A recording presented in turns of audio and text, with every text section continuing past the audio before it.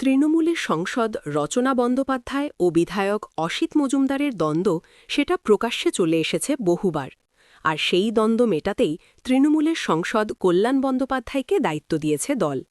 মিটিংয়ের মধ্যেই কল্যাণ বন্দ্যোপাধ্যায় রচনা বন্দ্যোপাধ্যায় ও বিধায়ক অসিত মজুমদারের ভূয়সী প্রশংসা করে বলেন, রচনা খুব ভালো মেয়ে, খুব ভালো কাজ করছে লোকসভায়। অন্যদিকে অসিত মজুমদারও খুব ভালো কাজ করে, কিন্তু ওর মুখ ভালো নয়, ও লোকের কথা শুন, দুজনে কেউ যেন কান পাতলা না হয়, সমাস কাজ করো ঠিক করে। তারপর দুজনকে লাঠি দেব, তারপর মারামারি করবে। চুঁচুড়া বিধানসভায় এসআইআর নিয়ে আলোচনা সভা ছিল। সেখানে বিজেপি ও নির্বাচন কমিশনকে আক্রমণ করেন তৃণমূল সাংসদ কল্যাণ বন্দ্যোপাধ্যায়। সেই সঙ্গে চুঁচুড়ায় সংসদ বনাম বিধায়কের যে লড়াই বন্ধ করার আবেদন জানান সংসদ। এদিন মিটিং শেষে কল্যাণ বলেন, এসআইআরের বিরুদ্ধে আমাদের আন্দোলন চলবে। চুঁচুড়ায় দ্বন্দ্ব মিটেছেন বলে দাবি করেন তিনি।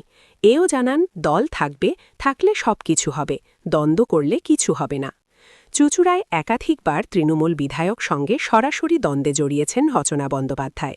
দাবি করেছিলেন বিধায়কের কোনো অনুষ্ঠানে তিনি যাবেন না, কিন্তু কল্যাণ বন্দ্যোপাধ্যায়ের অনুরোধে তৃণমূলের সাংগঠনিক মিটিংয়ে আসেন হুগলির সংসদ রচনা।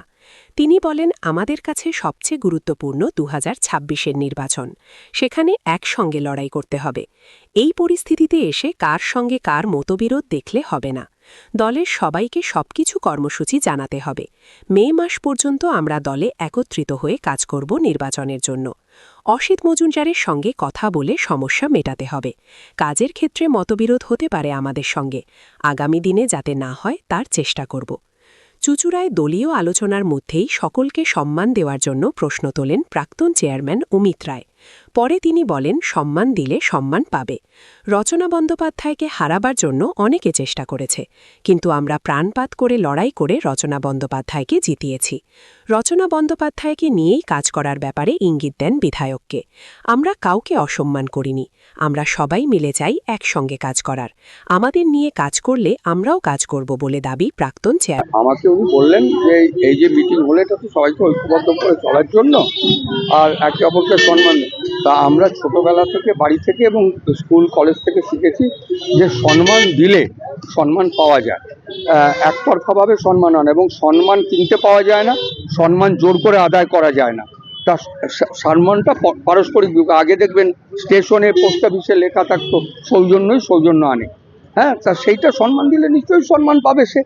হ্যাঁ, এইটাই ভালো লাগলো। আজকে কোঅর্ডিনেটর হিসাবে চুঁচুড়া বিধানসভার প্রথম মিটিং হলো।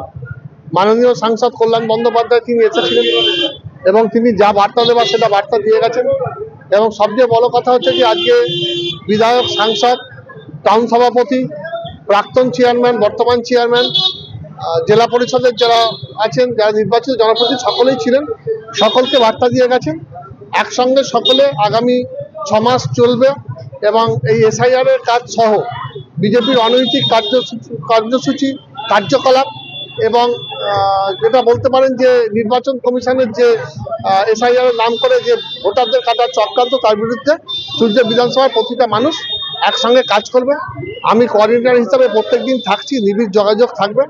এবং আজকে যেভাবে প্রত্যেকের সকলের প্রথম যে সভা, সেই সভায় কর্মী সভায় সাংসদ কল্যাণ বন্দ্যোপাধ্যায় যেখানে এসে বক্তব্য রাখলেন, সভাবে যেভাবে এসেছিল, যে আমি আশাবাদী সবাইকে নিয়ে আগামী দিনে নিশ্চিতভাবে এক ঐক্যের বাতাবরণে চুঁচুড়া বিধানসভায় কাজ হবে।